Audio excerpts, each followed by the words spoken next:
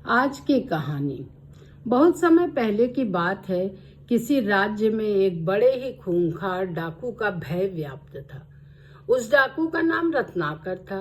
वो अपने साथियों के साथ जंगल से गुजर रहे राहगीरों को लूटता और विरोध करने पर उनकी हत्या भी कर देता।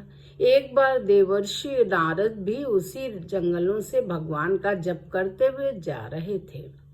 जब वे घने बीहड़ में पहुंचे तभी उन्हें कुछ लोग विपरीत दिशा में भागते हुए दिखे। देवर्ष ने उनसे ऐसा करने का कारण पूछा तो सभी ने मार्ग में रत्नाकर के होने की बात बताई, पर बावजूद इसके देवर्षि आगे बढ़ गए। क्या आपको भय नहीं लगता? भाग रहे लोगों ने उन्हें ऐसा करते देख पूछा। नहीं, मैं मानता ही नहीं कि मेरे अलावा यहाँ कोई और है, और भय तो हमेशा किसी और के होने से लगता है, स्वयं से नहीं। ऋषि ने ऐसा कहते हुए अपने कदम आगे बढ़ा दिए। कुछ ही दूर जाने पर डाकू रत्नाकर अपने साथियों के साथ उनके समक्ष आ गया। रत्नाकर बोला, नारद, मैं रत्नाकर हूँ, डाकू रत्नाकर। नारद मुस्कुराते हुए बोले, मैं नारद हूँ, देवर्षि नारद, तुम्हारा अतिथि, और मैं निर्भय हूँ। क्या तुम निर्भय हो? रत्नाकर ने पूछा। क्या मतलब है तुम्हारा? नारद ने उत्तर दिया, न मुझे प्राणों का भय है, न असफलता का, न कल का, न कलंक का। और कोई भय है जो तुम जानते हो? अब तुम बताओ, क्या तुम निर्भय हो? रत्नाकर बोला, हाँ, मैं निर्भय हूँ। न मुझे प्राणों का भय है, न असफलता का, न कल का, न कलंक का। नारद बोले, तो तुम यहाँ इन घने जंगलों में छिपकर क्यों रहते हो? क्या राजा से डरते हो? रत्नाकर ने उत्तर दिया, नहीं। नारद ने पूछा, क्या प्रजा से डरते हो? रत्नाकर का वही उत्तर था, नहीं। नारद ने फिर पूछा, क्या पाप से डरते हो? रत्नाकर बोला, नहीं। नारद फिर पूछते हैं, तो यहाँ छुपकर क्यों रहते हो? यह सुनकर रत्नाकर घबरा गया और एकटक देवर्षि को घूरने लगा। नारद ने वो कहा, उत्तर मैं देता हूँ, तुम पाप करते हो और पाप से डरते हो। रत्नाकर हंसते हुए बोला, नारद, तुम अपनी इन बातों से मुझे भ्रमित नहीं कर सकते। न मैं पाप से डरता हूँ, न पुण्य से, न देवताओं से, न दानवों से, न राजा से, न राज्य से, न दंड से, न विधान से। मैंने राज्य के साथ द्रोह किया है, मैंने समाज के साथ द्रोह किया है, इसलिए मैं यहाँ इन बीहड़ों में रहता हूँ। यह प्रतिशोध है मेरा। नारद बोले, क्या था वो पाप जिससे तुम डरते हो? रत्नाकर ने उत्तर दिया, मुझे इतना मत उकसाओ कि मैं तुम्हारी हत्या कर दूं नारद। इतना तो मैं जान ही चुका हूं कि पाप और पुण्य की परिभाषा हमेशा ताकतवर तय करते हैं और उसे कमजोरों पर थोपते हैं।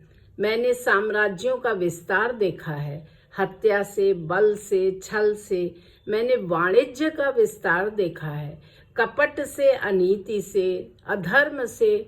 वो पाप नहीं था। मैं सैनिक था, दुष्ट और निर्दयी सौदागरों की भी रक्षा की है, वो पाप नहीं था। युद्ध में हारे हुए लोगों की स्त्रियों के साथ पशुता का व्यवहार करने वाले सैनिकों की हत्या की। क्या की मैंने? मैं पापी हो गया? राजा, सेना और सेनापति का अपराधी हो गया मैं? क्या वो पाप है? नारद ने कहा, दूसरों का पाप कर अपने पाप को सही नहीं ठहराता।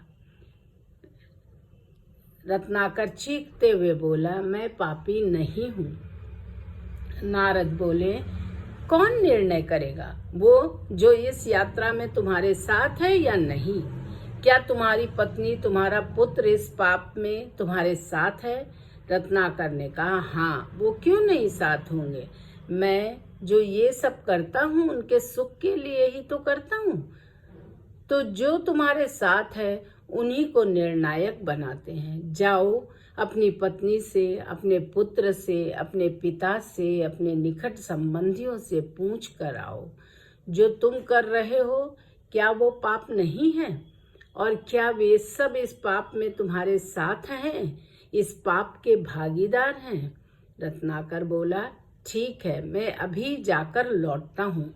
और अपने साथियों को नारद को बांध कर रखने का निर्देश देकर रत्नाकर सीधा अपनी पत्नी के पास जाता है और उससे पूछता है, ये मैं जो कर रहा हूँ क्या वो पाप है? क्या तुम इस पाप में मेरे भागीदार हो? पत्नी कहती है, नहीं स्वामी, मैंने आपके सुख में दुख में साथ देने की कसम खाई है, आपके पाप में भागीदार बनने की नहीं। यह सुनकर रत्नाकर स्तब्ध रह गया।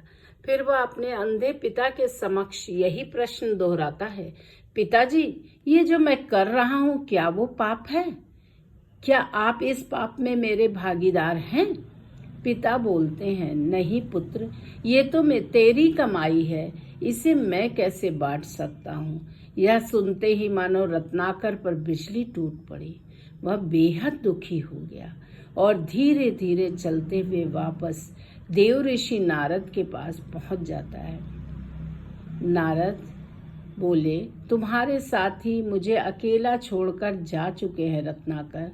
रत्नाकर देव ऋषि के चरणों में गिरते हुए बोला, क्षमा देव ऋषि, क्षमा, अब तो मैं भी अकेला ही हूँ। नारद बोले, नहीं रत्नाकर, तुम ही अपने मित्र और तुम ही अपने शत्रु हो। तुम्हारे पुराने संसार की रचना भी तुम ही ने की थी, तुम्हारे नए संस्कार की रचना भी तुम ही करोगे।